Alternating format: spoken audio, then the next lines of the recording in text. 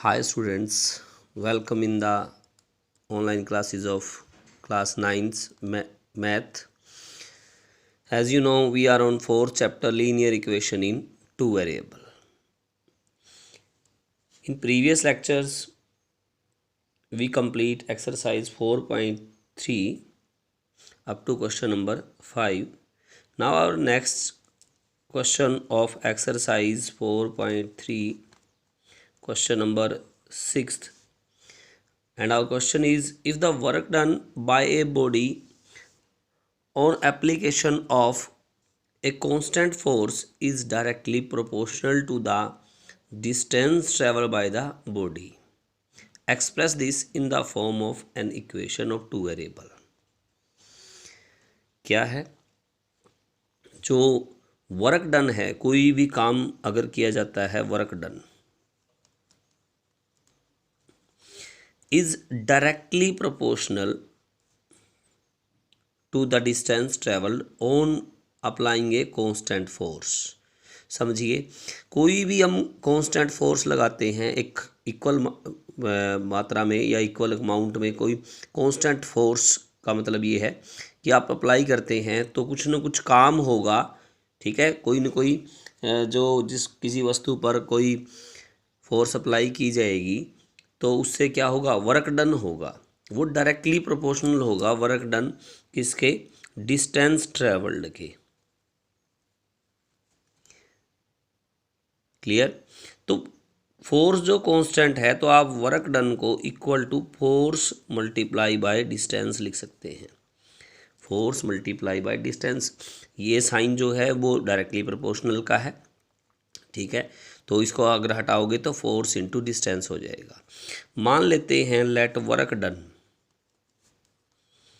Work done को आप मान लेंगे y एंड डिस्टेंस ट्रेवल्ड को क्या मान लेंगे, डिस्टेंस ट्रेवल्ड को आप मान लेंगे x। दोनों हमने कंसिडर कर लिया। वर्क डन हमारा y हुआ और डिस्टेंस ट्रेवल्ड हमारा x हुआ। फोर्स हमारी कांस्टेंट है। आगे कहा गया है draw the graph of the same by taking constant force as 5 unit. Force हमारी जो है वो 5 यूनिट्स है। तो इसका मतलब क्या हुआ, अगर हम इस work done is equal to force into distance में हमारी वैल्यू रखें तो जो y इज इक्वल टू 5, या मतलब फोर्स के प्लेस पे रखोगे 5 इंटू एक्स, ये आपको एक इक्वेशन मिल गई। This is the linear equation in two variable. अब इसका आप क्या करेंगे, टेबल बनाएंगे।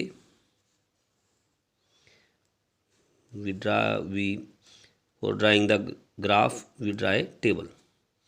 अब टेबल में आप x की वैल्यू 0 रखेंगे तो y की वैल्यू आपको 0 ही मिलेगी। x की वैल्यू आप 1 रखेंगे, y की वैल्यू आपको 5 मिलेगी। नेक्स्ट, x की वैल्यू आप -1 रखेंगे,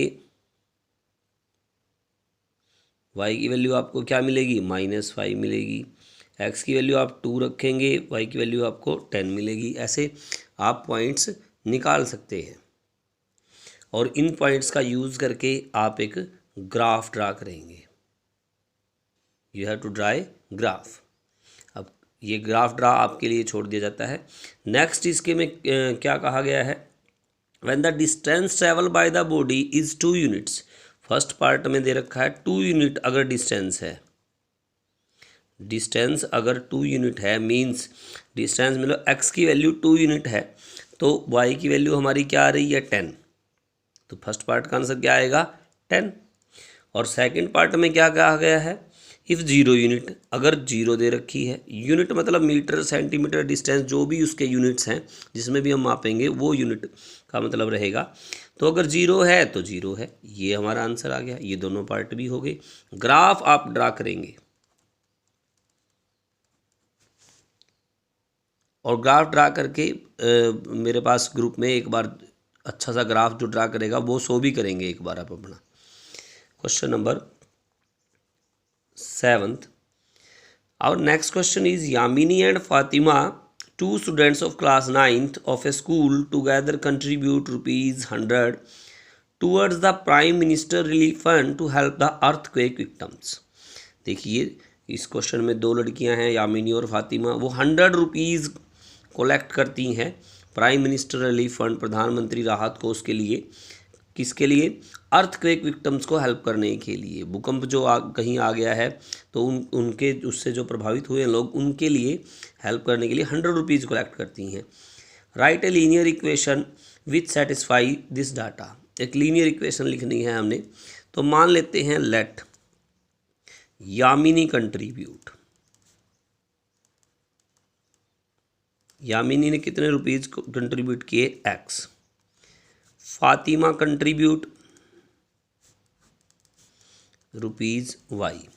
देन अकॉर्डिंग टू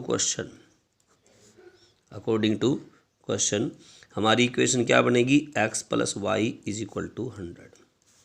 अब इसकी टेबल बिल्कुल आसान है। एक्स वाई, एक्स 0 रखेंगे वाई 100 होगा, वाई 0 रखेंगे एक्स 100 होगा। इससे आप एक ग्राफ ड्रा कर सकते हैं। यहीं हम एक छोटा सा ब्रेक लेंगे, ब्रेक के बाद मिलते हैं। ओके।